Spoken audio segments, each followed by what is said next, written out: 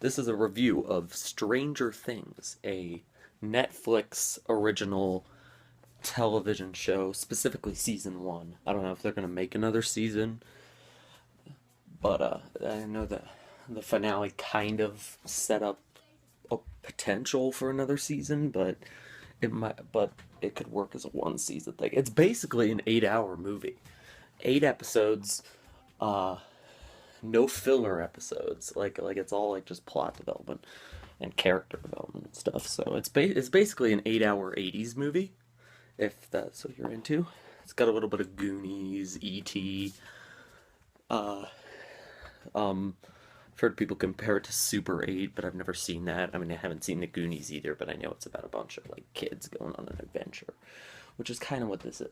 It's also kind of Stephen Kingy because there's like a monster, like a mysterious monster walking around that just takes people.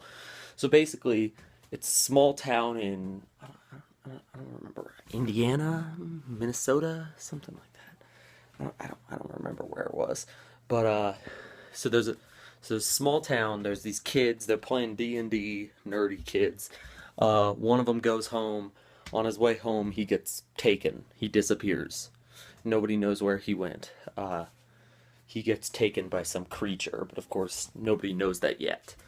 Uh, there's and it's implied that the creature came from a well, not really implied. It's pretty obvious that a creature came from a government facility nearby, broke out. There's also this girl who came from the government facility who broke out somehow. This weird girl with a shaved head who has like psychic powers. And so you've got all these different characters trying to figure out what happened. And so you've got this group of kids along with the girl who they find trying to figure out what happened. You've got the missing kid's mom and the police chief were trying to figure out what happened. And then you've got the teenage brother of one of the kids, or no, the teenage sister of one of the kids, and she's kind of got her story's kind of separate, but like it comes together. They all come together. Then her and the brother of the missing kid, and all the stories kind of come together at the end to form like the big battle, and that's all I'm going to say about it without spoiling it. But that's all I can really say about the plot without spoiling it. But it works so well. The uh, the acting is great. There's not a single bad actor in the bunch. So two of the kids are a little hard to buy sometimes. Like one, there's one who's like kind of has a stutter and he's the geekiest one, but sometimes he'll get really serious and he'll like kind of take charge, and it's kind of hard to take him seriously when he does that. And then there's the one black kid in their group because and he they're probably the weakest actors in the bunch. But the girl, they call her 11 because she doesn't have the girl who escaped from the government lab, 11. She's probably one of the best actors in the whole show, even though she's like a little kid, because she doesn't have very many lines. So a lot of her acting is like facial expressions and like and most I mean that's hard to pull off for most actors, let alone kids. Like a kid actor that can read lines, but like a kid actor that can convey, because she has to display a lot of like emotions with just her facial expressions and not like dialogue. I mean, she does talk, but she's not constantly talking like well, not that the other kids are constantly talking, but like they talk like normal kids. She's like a lot of her or like looks, except for they're whole lot more convincing than whatever it was that I just did. The police chief, I also really liked him. I wasn't quite sure what to think of him at first, but he goes through like a really strong development, and he probably finds out more about what's going on than any of the other characters. And it's just cool to see where his journey takes him. And then there's the kid's mom, who played by Winona Ryder, who I guess she was I don't know, her star days were before my time, but I thought she did a good job. I don't know. She wasn't like a standout performance for me. She was just kind of she was like constantly like nervous and twitching and like, oh no, my son, what do I do? Oh no, my son. I mean, she had more character development than that. They all did. All the major characters. They even had Nancy is the sister, the teen sister, the brother. They even had her. She had a boyfriend named Steve, a sort of boyfriend named Steve, and he's basically your typical like 80s cool teen, kind of like not cool like cool, that's more 90s. I don't know what that was that I just did, but he's like basically the standard like kind of jerkish teen. He hangs out with these two other teens who are just complete jackasses. But he redeems himself at the end, and he's never like complete. He never gets to their level. Like they keep him just like they keep him just nice enough that he's likable, and and he actually cares about like the girl Nancy. So it's like, so even he gets like development. The mom gets development. All the kids get development. I mean, the missing kid doesn't really, but that's because he's absentee for most of the show. The drive of the show is finding him. I mean, there's another character that gets taken too. I'm not gonna spoil who it is, but that character kind of gets sidelined, and that's like one minor complaint I have. If there was any minor complaint, they introduced this one character who disappears, and this character basically just acts as a catalyst to get one of the major characters involved in the hunt or whatever.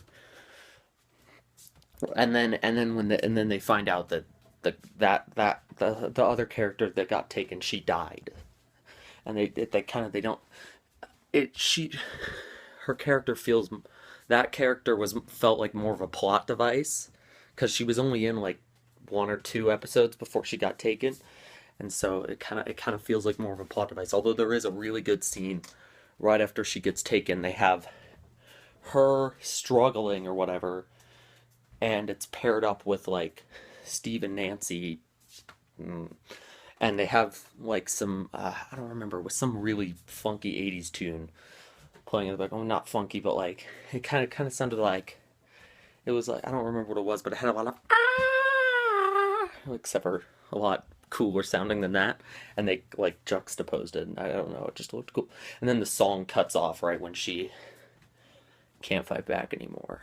I guess that's kind of a sport. I don't know. I'm being really vague, so, or I guess I'm being vague. I don't know.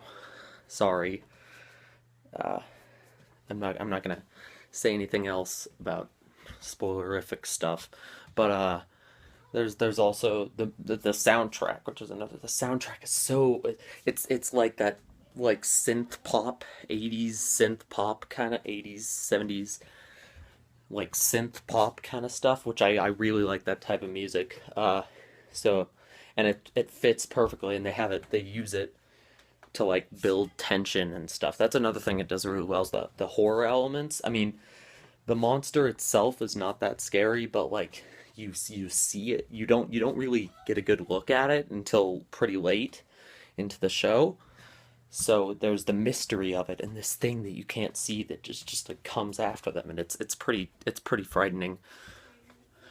And the plot is good too. I mean, like I mentioned, there's that one character who basically just serves as a plot device, but who basically just serves as a plot device for Nancy to get involved. I don't know. It's, I only say Nancy because I mean I kind of already implied it with that scene I was talking about earlier. But other than that character, basically, I feel like Nancy's story is probably the weakest, but it's not bad either. Like, not, there's nothing that I can say is really bad about it. It's just like really well made. I mean, it's got some of those 80s cliches. It's not really like original. Like, there's nothing like shockingly original about it, but it employs like 80s cliches and like 80s film making with such a I had a word for this like 2 seconds ago, but I forgot. I guess finesse. That wasn't the word I was going to use, but with such a like fine craft, it's so finely crafted in every area. The visuals, the characters, the plot, the setting, because it is set in the 80s, 1983, I believe. The plot, the setting, the characters, the dialogue, the, the music, everything is like pitch perfectly 80s, and it's for I mean, I wouldn't say I'm really like an 80s junkie or anything, but I no, okay. Something that I've always something that I feel like is missing, like okay, so back in the 80s there were a lot of kids movies like E.T. or something like that where it's sort of a kids movie, but it also has some darker elements, and it's kind of like the story of like characters going on an adventure or solving a mystery, and it's just that kind of feel. I don't get that really from any modern kids movies, or really movies in general. There's that specific like 80s child friendly but still thrilling adventure feel that you don't really get from anything in the modern era, and Stranger Things does give that feel, and that's why I like it. And oh my gosh, I don't know. Sometimes when I record these reviews, I just talk and I talk and I talk, and then I'm out of breath, and then I just keep talking. I need to pause, or else I'm gonna end up sounding like this, and that just makes me sound dumb. But yeah, Stranger Things gives that 80s adventure feel, and that's what I like about it. Is I just like anything that has that feel, and this uses that feel. Like I said, it's basically an 8 hour movie. It's the levels of like quality and like craftsmanship are on par with like a cinematic experience. So it's but because it's a show that's 8 hours long, there's more time to develop like other characters. Like instead of it just focusing on the kids or just focusing on the police chief or just focusing on the teenagers, it can focus on all of them at once and like tell these multiple different stories revolving around the same events, and then eventually all these characters like each what that's another thing I like about it is each like character or group of characters finds out like different pieces of the puzzle at different times, and so it's just kind of this puzzle of a mystery that you're using the different information that each of the groups have to figure out what's going on, and then eventually they all come together, and you've pretty much already as the audience member have pretty much already figured out what's going on, but they all just kind of fill each other in, and then they go in to save Will, which I guess is a spoiler, but I mean, like, how else would the story end? But yeah, so that's all. Arrivederci!